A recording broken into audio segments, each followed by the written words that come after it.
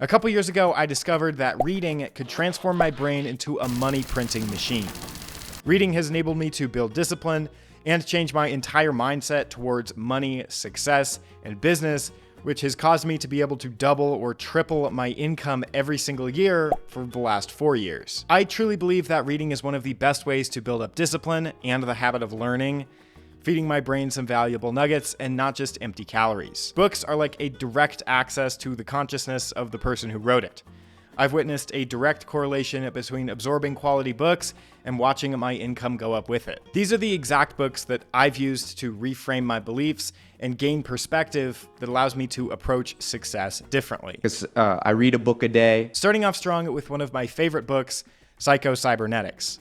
I think no matter how close you are to the beginning of your success journey, this book contains so much guidance for reworking your mindset into what it needs to be for success. This isn't just for material wealth, but also for mental rewiring for overall happiness and well-being. Imagine being able to position yourself in a way where all of the things that you want to happen start happening. That's kind of how this book works. It's written by Maxwell Maltz, who's a plastic surgeon, which is important because it's a core element of the book. What Maxwell started to notice with his plastic surgery is that external appearance change did not always result in the self-image or emotional change inside. One of the main examples is a patient who had several plastic surgeries to her appearance. However, even after several successful surgeries, she still felt the same as she did before the surgeries, seeing herself as unattractive or undesirable. Now, what Maxwell realized what was actually going on was that she needed internal change to her self-image rather than external change to her appearance. By developing a strong self-image, by creating this avatar almost in your mind, you can become like that image, meaning that you can work backwards from an idea of the type of person that you want to be. If you want to be a successful business owner, you can create that mental avatar in your mind. And then by using your imagination, you can rewrite your pre-existing self-image and you'll become more like whatever you're imagining. Or if you want to become a YouTuber, you can imagine yourself having the confidence to talk to the camera and making your videos before you actually have that skill. He goes in to describe how the mind is like a guided missile that moves towards its targets. And since the brain doesn't recognize the difference between a real or an imagined experience, you can rewrite exactly who you are. This might sound like some horoscope, crystal-hugging, galaxy brain type fluff, but it's really not. If you want to become a successful salesman, or a happier person, or a regular at the gym, or an elite alpha male, then using your strongest mental faculty, your imagination, you can kind of condition your brain and your nervous system to become the type of person before you actually realize it in your physical form. Change only happens after the person changes, right? So nothing changes if nothing changes. If anything, this book can help you fast track that process. I had to completely change who I was to do things like grow my $2 million business and continue to double or triple my income. This book has been, and honestly still is, one of the most essential building blocks that I've used. Whether it's for handling fear or motivation or self-doubt, it's an essential if you're just starting out. Now, a quick side quest bonus book real quick that I should mention is this one by James Allen, As a Man Thinketh. It's a much faster read at only about 25 pages, so it'll take you less than an hour. And James Allen goes into a similar mental landscape as Psycho-Cybernetics. Except James Allen compares your mind to a garden. If you plant good seeds in your mental garden, you'll see the positive fruit growing in your life. But if you plant the seeds of the weed, it will spread and the weeds will kill all of your fruit. He covers how powerful thoughts can be and their effect on real life circumstances, and how positive thinking drives positive outcomes in life, and how thoughts directly relate to health and physical well-being. He argues that people are the total sum of their thoughts, whether that be good or bad. It kind of builds off of the biblical theme of reaping and sowing, particularly the verse from Galatians, "A man reaps what he sows," which once again begins in the mind. It's a very quick read and I highly recommend it. I think it holds a lot of truth. Book a day. Now, the next book holds a special place in my heart because it was the first kind of business finance book that I ever read, and honestly my gateway drug, if you will, and that's Rich Dad, Poor Dad. This is a book by Robert Kiyosaki, and he describes the different father figures that he had growing up. His biological father, the Brokey, and his rich dad, who's his friend's Chad of a dad. This is such an OG book because there's so many different layers to it.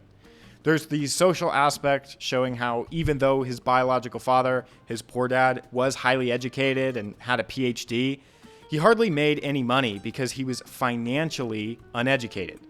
He held traditional views on money and work, focusing on secure income and salaried employment. He then contrasts that with his rich dad's approach to entrepreneurial ventures and investments, which he gained almost entirely by self-education and financial literacy. No PhD required. Through his rich dad, he learned about assets and liabilities, how to build independent income and multiple income streams, taking calculated risks for potential rewards.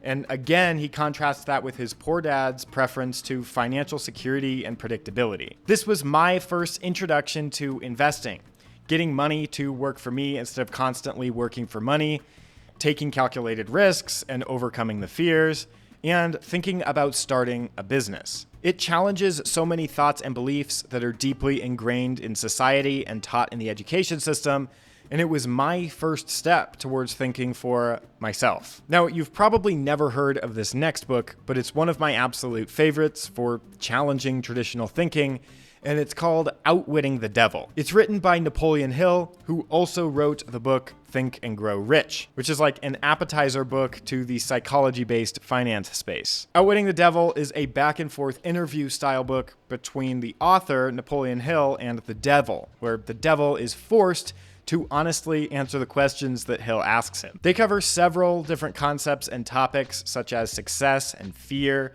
influence in the educational system, and the power of the mind. They dive into how the devil uses the fear of poverty, criticism, ill health, loss of love, old age, and death to control people and hold them back from their full potential.